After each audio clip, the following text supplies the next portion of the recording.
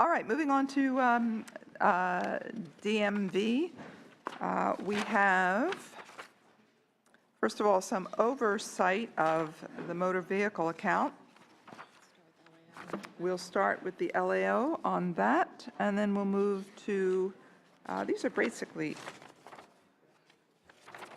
let's see, we have some budget items. All right, we'll have some overview from the LAO first. Sure. Tell us how the DMV is doing. I think the overview your staff asked us to provide is regarding the motor vehicle account. As you know, the MVA gets its revenue primarily from vehicle registration fees and driver's license fees, and this is the primary funding source for both the DMV and the CHP. In recent years, the fund has had an operating shortfall, primarily a result of different proposals that have been approved that have increased costs on the MVA, as well as negotiated salary increases for CHP employees. The governor's budget, as your agenda notes later, the later issues, does have additional proposals, particularly for facilities for DMV and CHP, that would also impact the MVA. Based on these different proposals and our projections of the revenue into the MVA, we find that the MVA will become insolvent starting in 2017-18, and will become insolvent by roughly $250 million when you get to 2018-19. So this is an issue the legislature is going to grapple with as you consider the different proposals before you. You have different options. You could decide not to approve some of the governor's new proposals, and as your agenda notes, as your staff recommends holding those open pending your larger priorities on MVA, and we concur with those recommendations. Another option you could do is look at different expenditures that are currently from the MVA. Perhaps you want to reduce some of those expenditures, reduce some of the transfers out of the MVA.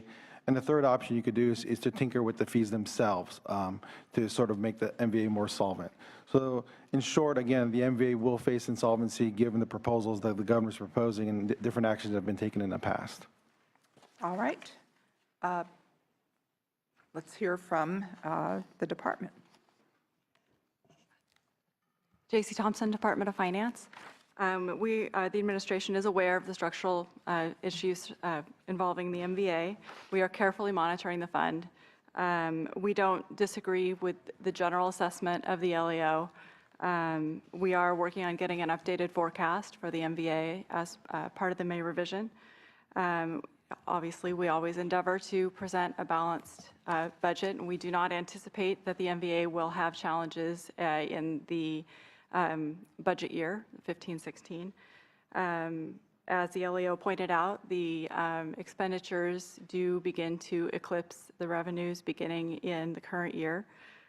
However, there's the temporary relief provided from the repayment of a general fund loan in the 15-16.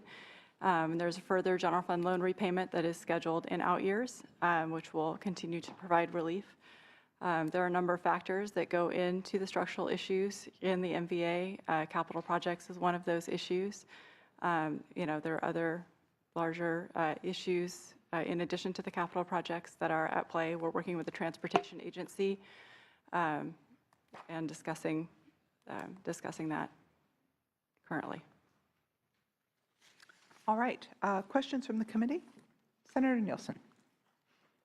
The ledge analyst, it's appearing to me that here again, when we were dealing with a fiscal emergency, certain things happened.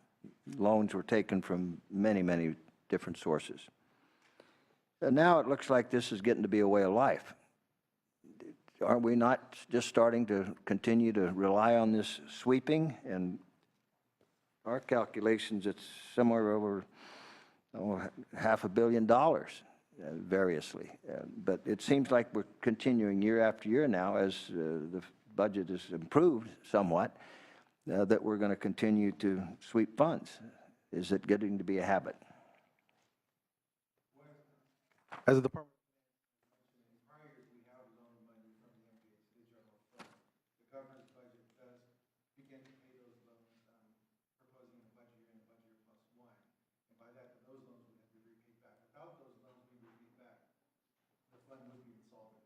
And see, that's my point, that we should be, and the governor commendably in a number of areas, including locally unfunded mandates, has taken some steps to redeem that. And I think it's important for the legislature to keep faith.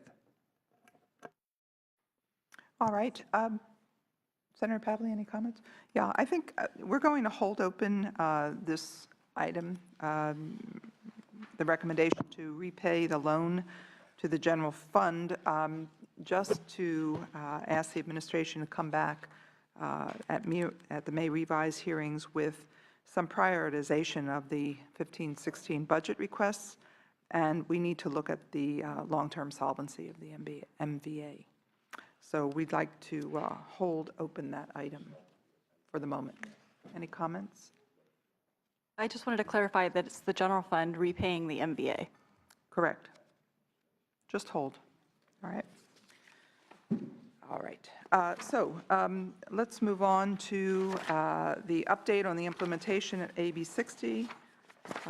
This is a informational item only, so who's on? Welcome. Do I have to press anything, or is it on? Good afternoon, Madam Chair, Wolk, and Senate members. I'm Jean Shiamoto, the Director of the Department of Motor Vehicles, and I have here with me my Budget Officer, Robbie Crockett. So first I want to share, though, that this year in 2015, DMV is going to be 100 years old. We're celebrating our centennial. We've been in existence for 100 years, so we're celebrating that. But start out the year in January 2015, on January 2nd, DMV implemented AB 60. We began licensing undocumented immigrants. And it was a historic day for California and a significant undertaking for DMV. So approximately 2.8 million undocumented immigrants reside in California. And we anticipate that 1.4 million immigrants would apply for a driver's license over the next 3 years. We hired approximately 900 employees, and we opened 4 driver's license processing centers in Lompoc, Granada Hills, Stanton, and San Jose. We extended our office hours in 14 offices. These offices open at 7 a.m. We provide Saturday services at 60 offices, including the 4 driver's license processing centers that open. So on January 2nd, that first day, we saw over 17,000 customers statewide applying for an AB 60 license. Normally, for an original driver's license, we see approximately 2,000 to 3,000 customers a day. So early in that afternoon on January 2nd, with the large crowds that we were seeing, we made the decision to serve everyone standing in line outside of the offices that were standing outside as of 5 p.m. Normally, we serve everybody that's standing inside of our doors, but we made that decision to serve everybody that was standing outside the lines outside. And so throughout the night, our offices closed anywhere from 7 p.m. to 11 p.m. that night to serve all the customers who were waiting in line that first day. For example, at Granada Hills, that driver's license processing center, we served the last customer at 10:40 p.m. that evening, and employees in that office went home at 11:15 that night. And then again, the employees in the offices that are open on Saturday, those 60 offices, they came back the next day on Saturday and continued to serve our customers. So to date, we have conducted over 200 outreach events to share information on what documents you need to provide and to study for the knowledge and the driver's license exam, the drive test. So we've conducted these events with different legislators, the consulates, faith groups, and community organizations. So since January 2nd, we have served over 530,000 applicants. We have administered over 1.1 million knowledge and drive tests. We have issued over 230,000 AB 60 licenses. We had anticipated seeing approximately 500,000 applicants in the first 6 months, and we saw them in the first 3 months. Many came through our doors. So in the first full week in January, we saw approximately 69,000 AP 60 applicants. This is now, since the beginning of March, has dropped down to approximately 20,000 new AB 60 applicants in a week. So far, approximately about 91% of the applicants are presenting the necessary identity and residency documents to obtain the AB 60 license. They have been successful. So overall, the rollout has been successful for us. Indeed. It's rather extraordinary. You've done a really good job. Yeah, we've been quite proud of our employees. Yeah. Congratulations to you. Thank you. That's not easy to implement such a I have just program. one question Senator Pep. on that. Yes, and I know DMV's done an amazing job with, so many people at once coming through. I represent that West San Fernando Valley, so my district office has been getting some phone calls, but it mostly relates to the people that aren't SB related there. With their concerns because of the overwhelming numbers. There's no other place in Los Angeles, right? Correct. So this serves all of LA, so coming out to the West San Fernando Valley, how everyone else seems to be, their perception is the long waits they have to go through is because of this. And is there anything I can tell them or tell my district staff? I mean, I suppose they could get reservations, but they feel that So the normal people usually go We to have- the Granada Hills office are being tremendously, in their perception, inconvenienced with extra long waits that they normally didn't ever have to go through. So our wait times are getting back down to normal, and also we've made more appointments available in the surrounding offices. So we have experienced about a 25% no-show rate, so we open more appointments available in the surrounding offices, particularly in the Los Angeles area, so that they're available to our customers to make an appointment. We highly encourage everybody to make an appointment. You can go online or do it through our phone center.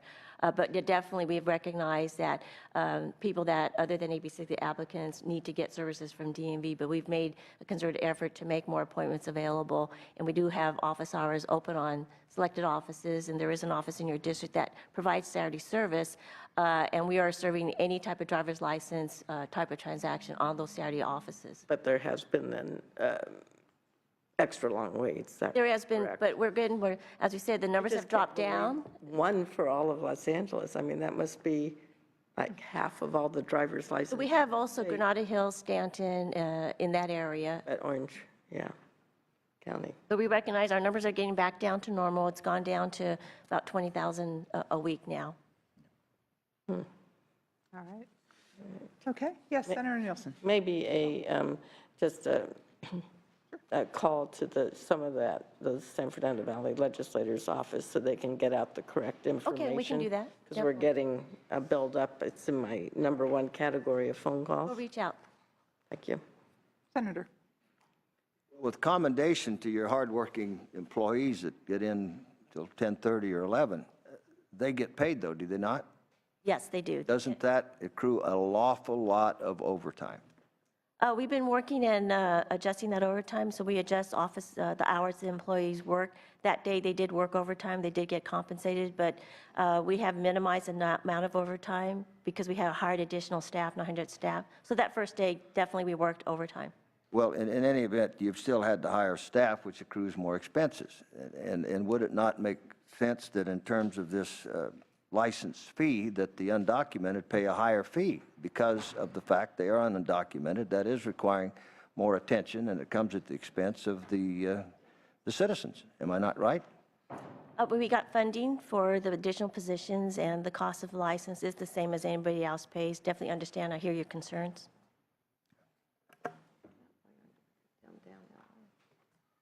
Sorry. Thank you, Senator. All right, informational item only. Let's move on to licensing, driver's licenses, and ID cards. There were 3 pieces of legislation, so to put this together, the governor is proposing an increase of 1-year limited term positions to implement the following bills. One has to do with a veteran's designation, another has to do with access to an ID for homeless, and dealing with the issue of those who leave prison. So, to approve, would you like to comment on this? So these 3 funding requests that were signed by the governor last year is to put AB 95, to put a veteran's designation on the front of a driver's license or ID card. We are requesting $525,000 for one-time implementation costs. AB 1733 is to provide an ID card free of charge to an applicant who verifies that they are homeless. We're requesting funding for 1 position for 1 year. And AB 2308 to expand the current program between DMV and the Department of Corrections Rehabilitation, provide ID cards to eligible inmates upon release from a state prison. We're requesting 2 permanent positions and ongoing reimbursement from the Department of Corrections Rehabilitation for this program. And this expands the program from 13 to 34 institutions. All right, thank you. Questions or comments from the committee? Yes, I do. The motion is to approve. All right, public comment. Seeing none, please call the roll. Senator Wolk? Aye. Senator Nielsen? Aye. Senator Pavley? All right, 3-0, that is approved. Let's move on to the field office replacements. Item 4, last item on the DMV agenda. The proposal is to request a total of $4.7 million from the motor vehicle account to begin replacement of several facilities. We're talking Delano, Inglewood, and Santa Maria. What we're going to ask is the administration come back at the time of the revise with a prioritization and dealing with, again, what we dealt with in the first item, which is the long-term solvency of the MVA issue. So I think you could speak to that, if you like, Department.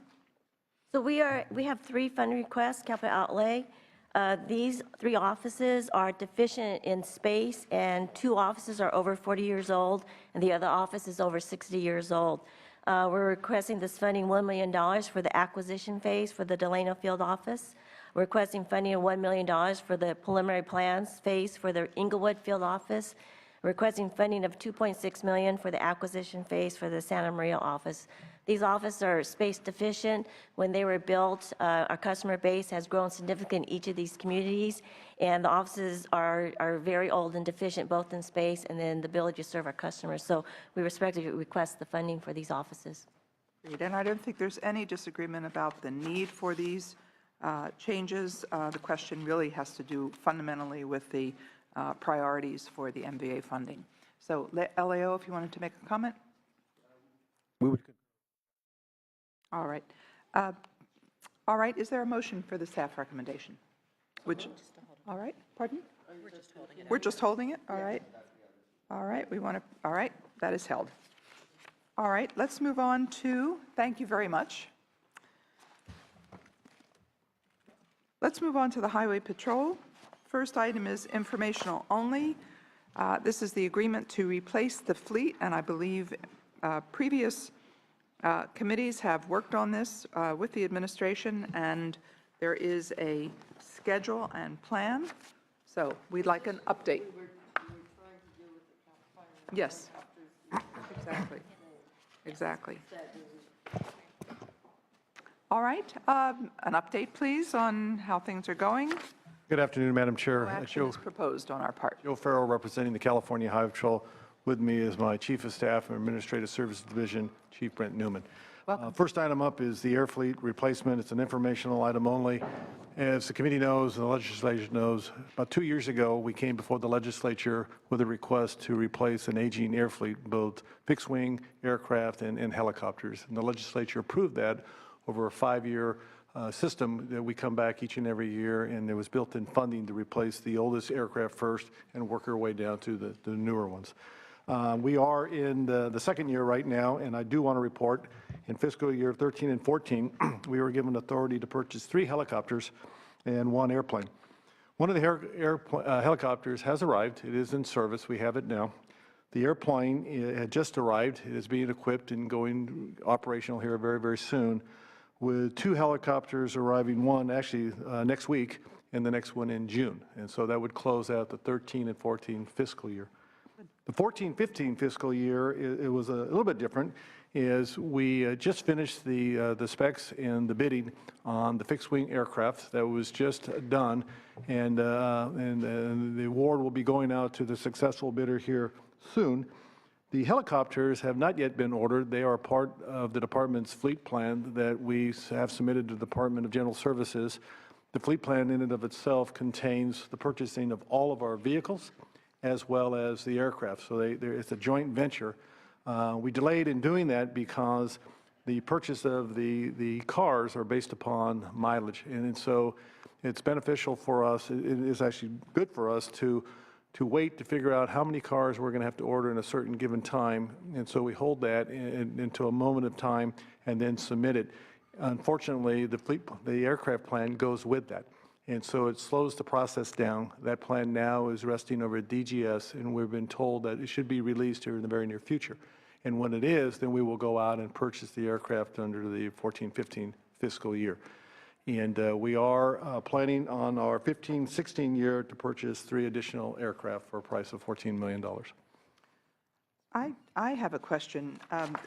I did not realize that in the past, CHP's fleet was mostly federally funded, which is just one more area where the federal government has gone away, including, well, a number of water areas. But Any idea if that will return? I mean, I don't know what the history of that was, other than the general recession, but whether federal funds might be available in the future? Madam Chair, if you go back into the aftermath of 2001, that's where the bulk of the aircraft were purchased. They were purchased with federal fund on Homeland Security money, Homeland Security, and some of them were purchased with the National Highway Traffic Safety Administration, NHTSA funding for traffic enforcement. And then those funds, I don't want to say go away, but they have not funded additional aircraft since that time. Knowing where we are and always trying to be good stewards of the people's money, we have been inquiring and looking to see if there are federal funds available in future purchases. To date, there are none, but that doesn't mean that the search doesn't continue and that we're always looking.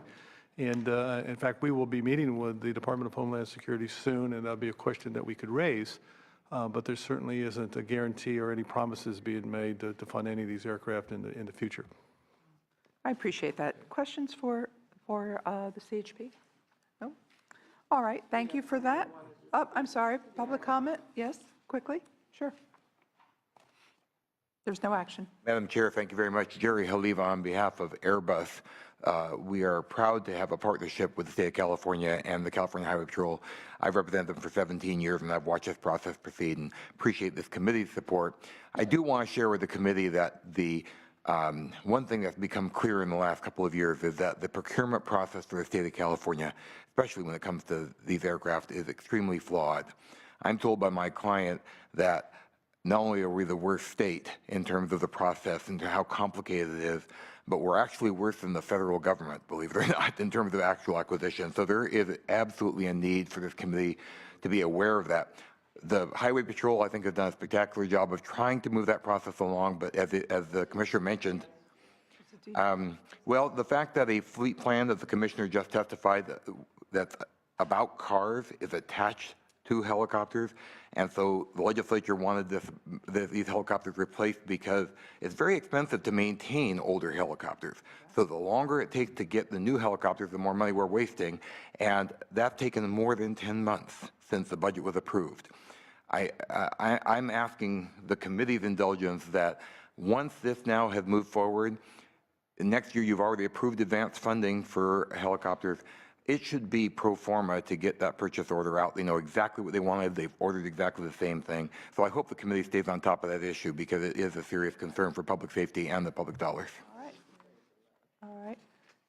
Senator Nielsen. May I underscore that point, having some experience with this over years, not just recently. I think that procurement process does definitely warrant some vigilant attention. Thank you. Madam Chair, thank you. To our attention. All right, let's move on to the next item, which is proposed for both discussion and vote. That's the Integrated Database Management System funding. The proposal is $894,000 from the motor vehicle account to cover cost increases associated with CHP's use of the CDT, which is the Department of Technology's Integrated Database Management System. I used to think water had too many acronyms. I'll have to revise my view. Important database to support legacy applications that support key business processes, clearly. The recommendation is to approve. Do you want to speak to that? I will. Thank you, Madam Chair. I think the committee has done a great job in providing you analysis. It is $894,000 of one-time funding for us to continue our operation with the California Department of Technology. The IDMS system is the mainframe system that we utilize to really do our day-to-day business. It's a system that is actually going to phase out at some point with this, so that's why this is one-time funding. We're in the process of right now trying to develop a new system that we can integrate to, and that's why we're here for one-time funding. And what happens is, as people pull off the system, your fair share increases. And so now we're there with one other agency, so our fair share continues to rise, and that's why we're here before you with this one-time augmentation. All right, are there any comments? Is there a motion? All right, the motion is to approve as budgeted from Senator Pavley. Public comment? All right, seeing none, please call the roll. Senator Wolk? Aye. Senator Nielsen? Senator Pavley? 3-0, that is approved as budgeted. The next item is capital outlay. We talked about that at the beginning of the discussion, including the Department of Motor Vehicles. So let's just reiterate, we're going to be asking the administration to come back with a prioritization, and we're going to deal with this issue insofar as we can of the MVA potential insolvency. Would you like to speak to the proposal, however? Well, thank you, Madam Chair. Yes, I would. And these are not new items. These, the 5 projects that are before you are in their, technically would be their last and final year of funding, that we have procured the land on 3 of the sites, in the final stages of procuring the land on 2. These are old, outdated commands that do not meet today's standards of really operational for any police agency. We understand the sensitivity. We understand from the LA Roads perspective the discussion in the MVA, so we know it's a sensitive topic. I would just reiterate to the legislature that these are projects that we have come before you many years before, and we had the support of the legislature to move forward. We're in our final stages of 5 critical commands that, quite frankly, they're just old and they're outdated, and some of them don't even have the most basic facilities to have men and women working in the same facility. And I'll just leave it at that. And they are critical to us, very, very important. And I just wanted to make sure that the committee is well advised of that as we move forward. Indeed. There is no doubt about the need for these projects. I think the only issue is we'll hold for the May revise to deal with the whole issue of the MVA. We should be able to move forward after that. LAO, comments? No? None? All right.